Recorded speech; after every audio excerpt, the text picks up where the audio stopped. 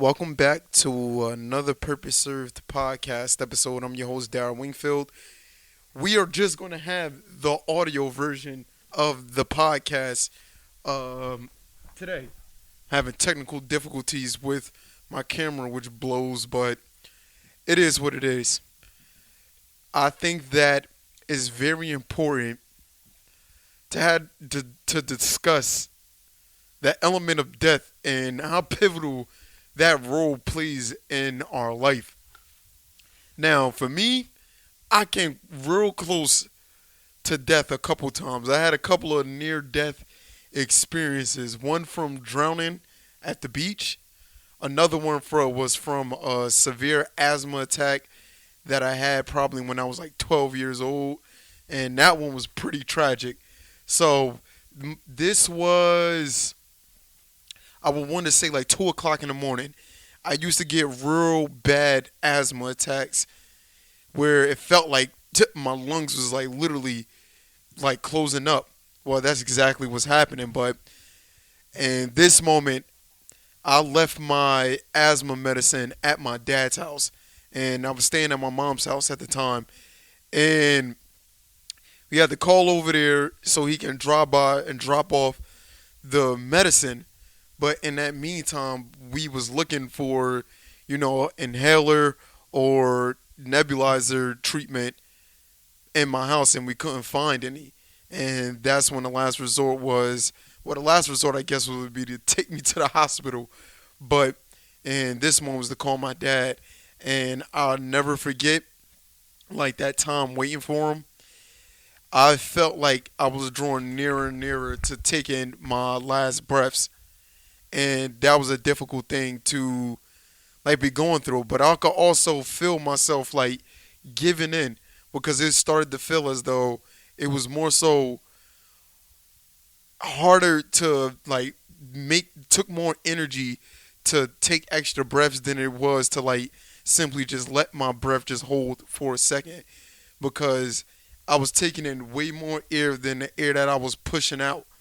So that effort just felt like that was too much in itself. And I started to feel myself kind of check out and get lightheaded, start to like get that vibe of like giving in, But luckily my dad came through and saved the day and bought that asthma medicine. But the next time was pretty crazy. I was much older. This is 7 years later. In fact, I think I was 19 around this time. And a friend of mine wanted me to go out with him to sell some Jordans that he had. And I was like, all right, cool. I ain't doing nothing today. I'll ride out. So we get there and we sitting in front of this house for, I would want to say, 45 minutes. This is what was, I guess, the first red sign, the red flag. And then after that, he ends up calling these dudes about these sneakers, asking them where they at. So at this time, now it's starting to get dark. This is around like the summertime, so started to get dark. And then next thing you know, I see these two dudes walking up. That's like probably like 4 or 5 houses away from where we are currently parked. These dudes end up walking up. One goes in on the driver's side, and one gets in the back seat of the car, and I got these freaking Jordans on my lap. So the dude was like, "Are y'all the ones with the sneakers?" And I say, "Yeah." And next thing you know, I hear a gun get cocked back, and he put it in between, like I guess the door panel and the headrest. He put it between the door handle and the headrest and the door panel, and all I could hear him say is, "Turn around and look down his barrel so you know it's real." And I looked down that gun. I said, "Oh Jesus Christ, we're getting robbed!" Oh my God, that moment felt like I was in there for like eternity. It felt like that moment was never going to freaking go away, and I remember at the time I had my wallet and my phone in my pocket, but The only thing I gave up was my phone. Because I don't know why. I didn't really have nothing much in my wallet, but I pretty much told him like that was it. And to be quite honest, I was scared. I ain't gonna act like I wasn't scared in that situation because it very much was terrifying, and it also in that moment it didn't feel like I was gonna die. And that's weird to be said with I guess a gun put to my head, but I remember after the situation I was pretty upset, and I could have been upset at my friend, but he got robbed too. So, you know, I kind of treated that situation like, I got away lucky, but the biggest thing that I was worried about was getting another phone. That was like literally my main concern.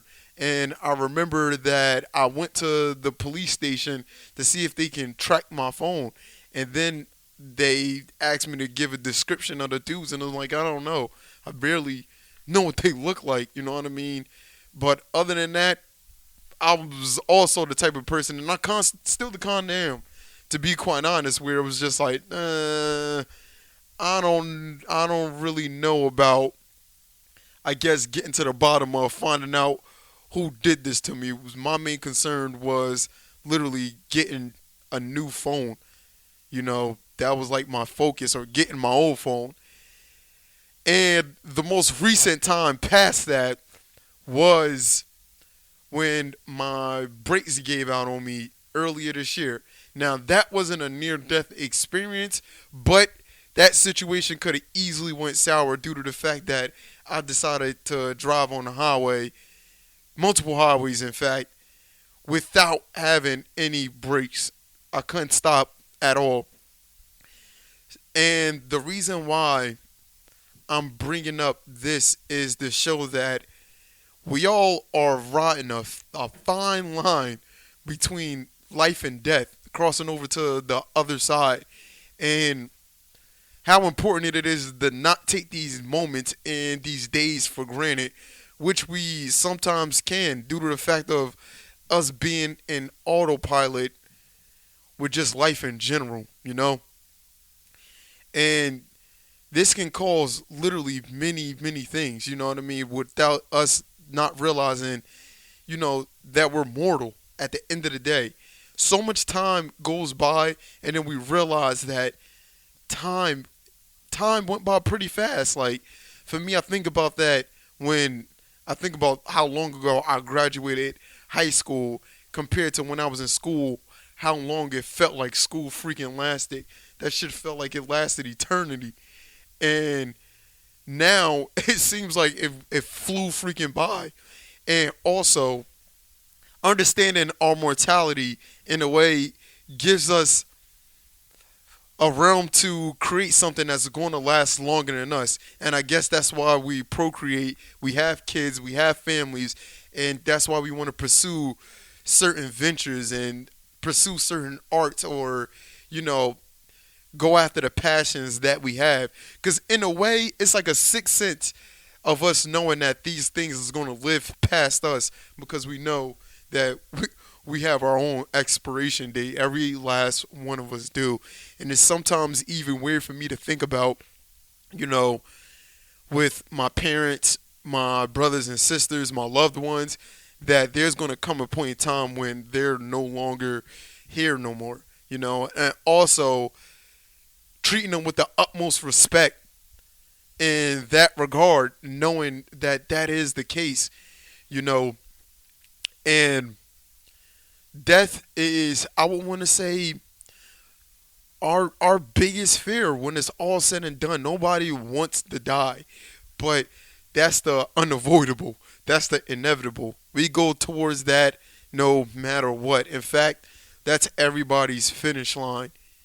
And you don't want to look back and regret the life that you should have lived or was trying to live, but you let little things distract you from that, such as your own failures, your own shortcomings, your family, your friends, and all of these different things that hold you back from creating and dreaming big and inspiring and being the person that you set out to be, you know.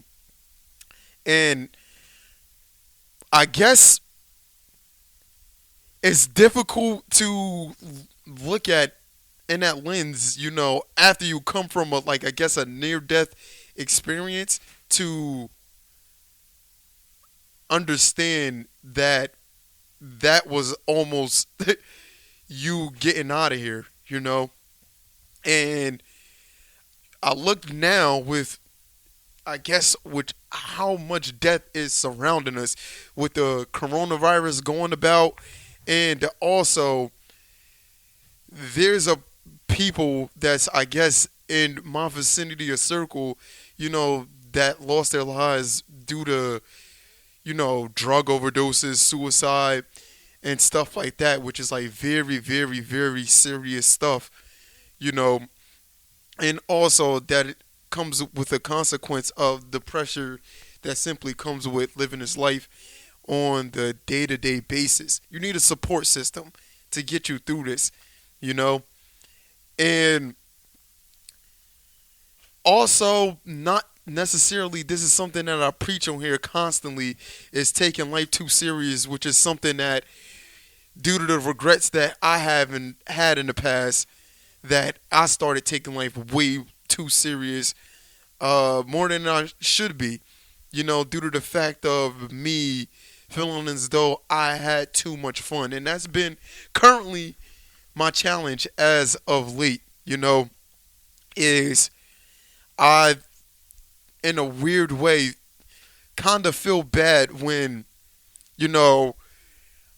I plan out hanging with my friends or doing something that's outside of, purpose served, or planning for my next basketball venture and all of these things.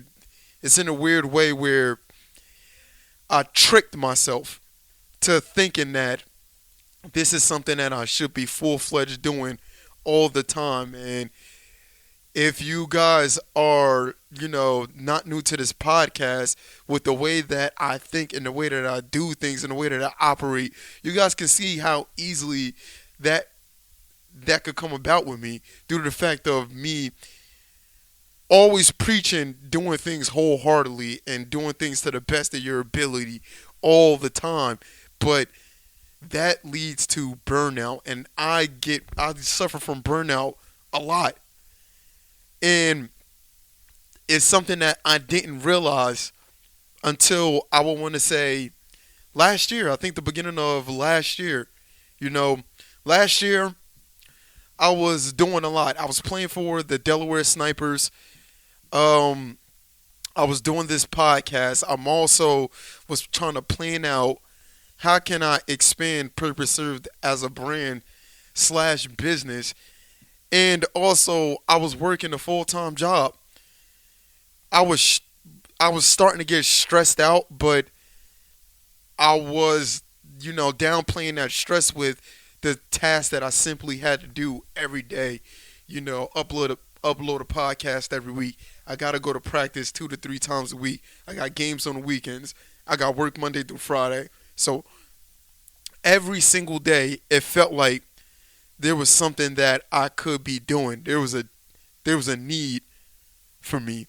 Not necessarily want, and also not necessarily feeling like I had moments to chill and rest and enjoy myself and have fun. Let alone, I don't think at the time that was something that I was looking for either. But I definitely built up a habit at this point to literally being a workaholic. But mentally and physically, you reach a point where you shut down because your mind and body tell you, like, I don't have any more to give. You literally wrung out every ounce of energy that we had. Now, these is when symptoms of being irritable coming about, being annoyed, being physically tired, like you don't have the energy to do things. And depending on how bad this burnout is, this can last a couple of days. Some people will probably last weeks to even months. But for me, thanks to Grace, I have practice with her later on, a mindfulness practice, but the biggest emphasis these last couple of weeks have been put on resting, properly resting, you know, and it makes you think, you know, that while you're working and doing what you got to do, that rest is inevitable. That rest going to have to come sooner or later. We go throughout our day, just to at night go to sleep, which is like a rest period of your body recuperating from all that you did in a day. And I talked to a close friend of mine, Steve, about this concept of a willpower battery. And what the willpower battery is pretty much, think about it like this. It only gets recharged when you go to sleep. When you first wake up, that willpower battery is full fledged. That shit is ready to go. And if you think about it like this, I take difficult tasks and try to do them first thing in the morning and save the easier tasks for later on during the day. Because as the day goes on, your willpower battery is getting drained. So why would you save a difficult task for later on down the day when your willpower battery is really close to being drained and need to recharge? Might as well save the easier task for when that willpower battery is pretty low, and save the difficult task when that willpower battery is pretty high. And for me, like, I haven't, God honest truth, just to give you guys an update, if I haven't mentioned this as of yet, I haven't played basketball the way I've been playing basketball for like the last, like, I want to say 10 years. These last 3 to 4 months, it was like a death of myself, where I put basketball to rest for now to focus on this purpose-served software program that we're currently building. And also, I'm building a consultation part of this company as well, which is very difficult.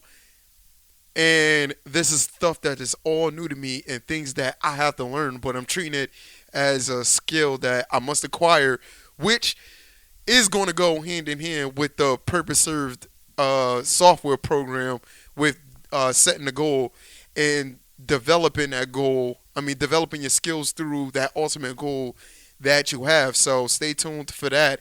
That's going to be coming pretty soon. But going back to rest, this is in part the theme of death and putting something, to sleep, putting something to rest. And there's so many things that people did and they died and their message or their creation lived on past their time. For example, Nikola Tesla being one of those people. The fool literally was like one of the first people, if not the first person, to harness wireless electrical energy, well, wireless energy. And that's something that he didn't really get to see. That's something that he didn't really get to see, like, to fruition for himself, and to see what idea that he had, creations that he headed towards, like the benefits of it. But in a weird way, I believe that that's what make people immortal, and essentially live forever. Not their body and their vessel, but the things that they've created. You look at Michael Jackson. He's dead, but the music that he made will live on for a really, really long time. It's timeless, but that was something that he created, and another prime example of immortality at works beyond somebody's death, and we all are capable of achieving something in that realm. I wouldn't necessarily say magnitude, because if so, I for sure as hell would be lying. But in the realm of providing a service that's going to help somebody, making beautiful art, that's going to live past your time, you know, it's so many different ways, so many different things that you can do while you're here and now, that's going to propel, society and this environment forward. If you think about it wholeheartedly enough, and also in taking in the whole, and not necessarily yourself. I think about that when it comes to like Aristotle's and Socrates. Like, these people speak on spoke on things that are still relevant today, and I guess we have these things documented for these things to live on. So in a way, if you're an author, if you're a writer, you're immortal. You're creating something that once you die, this thing is still going to live on past you. And I guess hopefully this podcast lives on past my mortality, and hopefully purpose served, make me immortal in that kind of sense, you know? And also, for everybody that's around you, that's your loved ones and everything, be courteous to them. Like, you never know. Like, people get struck with tragedy all the time and always think, when it doesn't strike them, like, it's not me, it can never be me. But that's the whole point of tragedy. You honestly never see it coming. It happens pretty much out of nowhere. And I had my fair share of tragedies, from losing friends, losing family, losing loved ones, to all type of things, you know what I mean? And this world is crazy. It's a number of things, sickness, old age, murder, you know, all types of stuff, that I guess makes me in a way aware of, I guess, my own mortality, in a way where every day, I guess, I have to do something with this life that I'm being granted. It's a blessing for us to literally be experiencing this. Like, if you're hearing this right now, yo, there's people that did not make it today. And there's people that have family members that didn't make it today, and they're dealing with that. That's a lot to deal with. That really is. But in a way, I'll say it's a transition, to something that I believe that is better than this, you know? And we can operate in that immortality realm right here, right now, by utilizing all of these God's creations around us. And that's gonna bring you fulfillment. I'm guaranteeing that's gonna bring you fulfillment. I'm not necessarily saying that it's gonna make you happy, but I believe that is having meaning in your life is more important than having happiness, you know? Because if you was happy 24/7, I don't know, like, that puts a damper on life if you if you can't really feel no emotion. So if you stuck on happy, how would you know what anything? How would you even know you're happy if you only are happy? You know. That's why it's good to experience all this wide range of BS that comes with it. There's so much learning that goes with it. There's so much growth that comes with it, and also the amount of connections that we have with, simply being alive. That's something in itself. Um, at this point, this is the end of the podcast episode. This is a pretty short one today, but I love you guys, literally every last one of y'all. Download the podcast, rate the podcast, leave comments for the podcast, share the podcast. That would help out tremendously with getting this message out there. And also, if you are new, this is your very first podcast, check out the previous 40 plus podcasts to get a real feel for what Purpose Served is, and you know, hopefully a better understanding on your current walk and your journey too. Love y'all, serve your purpose, and deuces.